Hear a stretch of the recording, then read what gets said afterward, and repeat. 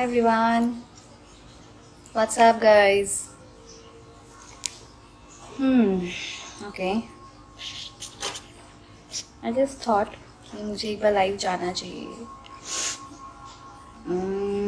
I know many things are going on, like all those videos, chats, जिन्होंने देखे हैं, जिन्होंने ऑडियो सुने हैं, वीडियोस देखे हैं, people are very disturbed. I'm sure about it.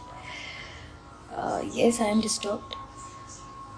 It's not only and only because Divya. I'm disturbed basically about those जो actually मतलब ये तो मैंने देखा है, like you know I could say मेरे अपने के साथ इतना ज़्यादा हुआ है, पर आई गेस हर दूसरे घर पे डोमेस्टिक वायलेंस होता है. और ये आज भी इसीलिए होता है क्योंकि मैं अपनी बात नहीं कहूँगी, मुझ में तो बहुत हिम्मत है, I know that.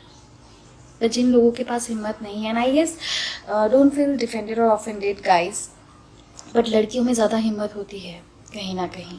I personally feel that to raise a voice against जो भी अनफेयर थिंग्स होती है. एंड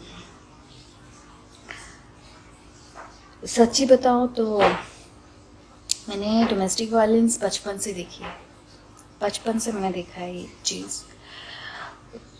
कहीं ना कहीं हम इतने आगे बढ़ चुके हैं, हम 21st सेंचुरी में हैं, स्टिल समहाउ बहुत सारे घरों में, बहुत सारी जगह में, बहुत सारी जिलाओं में मेल डोमिनेटेड सोसाइटी है अभी भी. और male dominated society means I feel अभी जो दिख रहा है मुझे, इट्स लाइक कि तुम अगर किसी औरत पे हाथ उठा रहे हो, उसकी फैमिली को गाली दे रहे हो, बाहर एक्स्ट्रा मैरिटल अफेयर रख रहे हो, तो ही तुम्हारी यू नो जो मर्दांगी होता है, जो like you know I am a man, वो शायद कहीं ना कहीं तुम्हें, तुम्हारा जो मैन ईगो होता है वो शायद तुम्हारा सेटिस्फाई होता होगा. एंड सबसे यू नो सैड बात क्या है कि उनकी जो माएँ होती हैं या उनकी जो फैमिली मेम्बर्स होते हैं वो भी कहीं ना कहीं उनके बेटों को सपोर्ट करते हैं. जैसे कि दिव्या के केस में हमें दिख रहा है, जो भी हमने सुना है वॉइस नोट पे, ऑडियो नोट्स पे. तो this is sad. Now what to do with this. So मैं आज आपको 2-3 किस्से अपने पर्सनल लाइफ के सुनाऊंगी, and you will get to know, you will understand exactly आप लोग को क्या करना है. And specially those girls who are into relationship और अब्यूज रिलेशनशिप, लाइक ऐसे टॉक्सिक रिलेशनशिप जहाँ पे मेंटली, फिजिकली, इमोशनली आपको टॉर्चर किया जा रहा है, आप हैरेस हो रहे हो. Please please please, I know जो नेगेटिव चीज़ें होती है ना वो हमें ज़्यादा यू नो बांध के रखती है, हम निकल नहीं पाते, उससे हमें ज़्यादा तकलीफ होती है. But please think about your lifes because that is more important you know. जैसे लड़कों के पास कमी नहीं होती लड़कियों की, लड़कियों के पास भी लड़कों की कमी नहीं होती है. So please guys, please girls move on from those toxic relationship.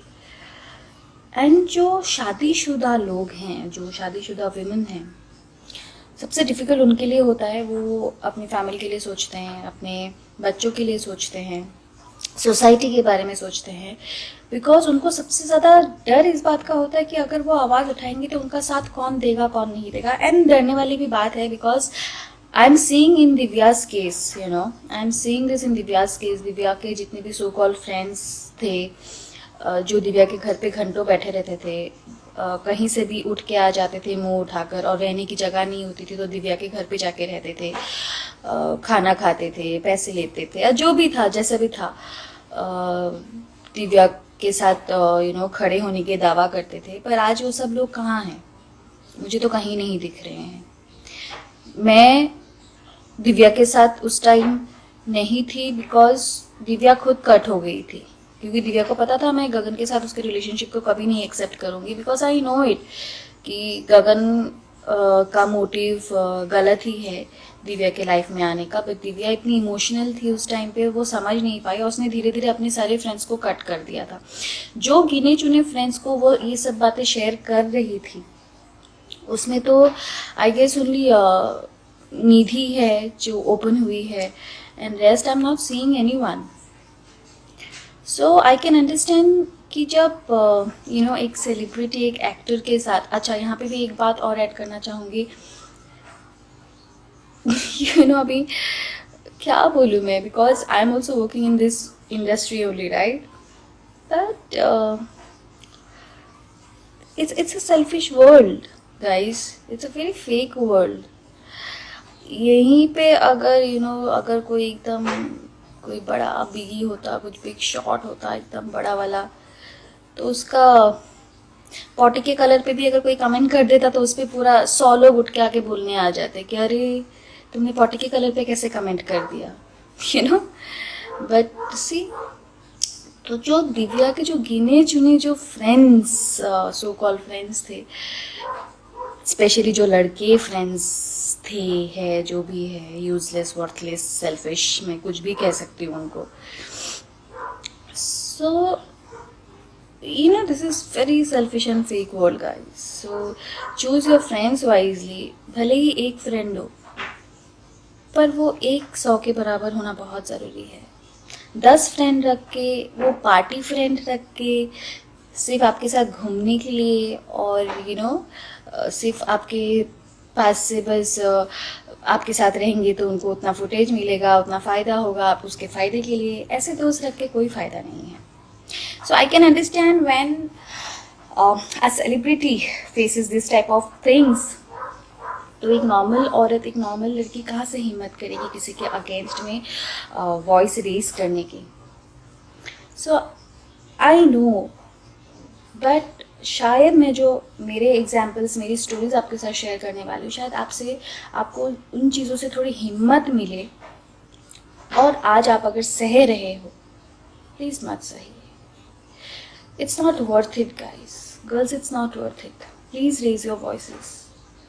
हम आए दिन बोलते रहते हैं डोमेस्टिक वायलेंस नहीं होना चाहिए, ये नहीं होना चाहिए, वो नहीं होना चाहिए, बट आए दिन होता है, और आए दिन लड़कियां, औरतें सहती रहती है, in the name of love, in the name of emotions, in the name of family, in the name of society, बच्चों के लिए, पर अपने लिए नहीं सोचती है। Please please, I beg you girls, I really beg you, please please मत सही, आवाज़ उठाइए, बिकॉज आप ये सहने के लिए नहीं आए हो इस दुनिया में। You have a beautiful life. आप प्लीज़ किसी भी टॉक्सिक रिलेशनशिप में या किसी भी ऐसे मैरिज में मत रहिए जहाँ पे आपकी कोई सेल्फ रिस्पेक्ट नहीं, आपकी रिस्पेक्ट नहीं कर रहा हो, और आए दिन आपको मेंटल फिजिकली, क्योंकि यहाँ पे ना बोलने वाले बहुत आ जाएंगे, अरे तू ये कर ले, तू वो कर ले, हम तेरे साथ हैं हम, बट एक्चुअली जब मोमेंट आता है ना, आपको आपकी फाइट अकेले ही लड़नी पड़ती है। कोई भी इंसान 2 मिनट में एक्सपोज हो सकता है, तो प्लीज़ एक्सपोज दोज पीपल। ये जो हम इतना इंस्टाग्राम, फेसबुक, ट्विटर में हम चैट्स डाल रहे हैं, वीडियोस डाल रहे हैं, it is only and only because कि दुनिया को पता चले कि एक्चुअली क्या होता है डोमेस्टिक वायलेंस, कैसा होता है डोमेस्टिक वायलेंस। एक औरत, एक लड़की किस तरीके से एक सिचुएशन से गुजरती है बिना कुछ बोले, बिना आवाज़ उठाए। ये तो सिर्फ दिव्या है कि आज हम दिव्या के बारे में बात कर रहे हैं, पर ऐसी कितनी सारी लड़कियां, औरतें होंगी जो आज भी घुट घुट के जी रही है और वैसे ही मर जाएंगी, और कोई आवाज़ उठाने वाला नहीं होगा। सो प्लीज़ प्लीज़ प्लीज़ आवाज़ उठाइए। This is my humble request, I beg you girls, please आवाज़ उठाइए, प्लीज़ एक्शन लीजिए। अभी मिका भी आने वाले थे लेकिन अभी आ नहीं पाए, तो मिका का जो कमेंट है कंगना को लेकर, उसका क्या कहना चाहेंगे? वो दिलजीत को सपोर्ट कर रहे हैं और सपोर्ट करना भी चाहिए, हर कोई कर रहा है उनको, लेकिन कंगना का जो बिजनेस कमेंट्स है रिवॉल्यूशन कर रहे हैं। हाँ नहीं, आपको समझना पड़ेगा, कंगना कभी कभी उनकी ट्वीट्स बहुत ही खतरनाक हो जाती हैं, और वो सोचती है कि वो सही चल रही है, लेकिन हमें गलत लग सकता है, और इस बार दलजीत को गलत लगा है। दलजीत की पहली फिल्म मेरे साथ थी, लाइन ऑफ पंजाब, और तभी मुझे दिख रहा था इसमें बहुत फायर है। उसने ट्वीट पे भी दिखा दिया कि बहुत फायर है। एंड आपको समझना पड़ेगा, हम पंजाबी हैं, और हमें लगता है कि फार्मर्स के साथ अगर कुछ रॉन्ग हो रहा है तो हम उन्हें सपोर्ट करें, तो हम सपोर्ट करते हैं।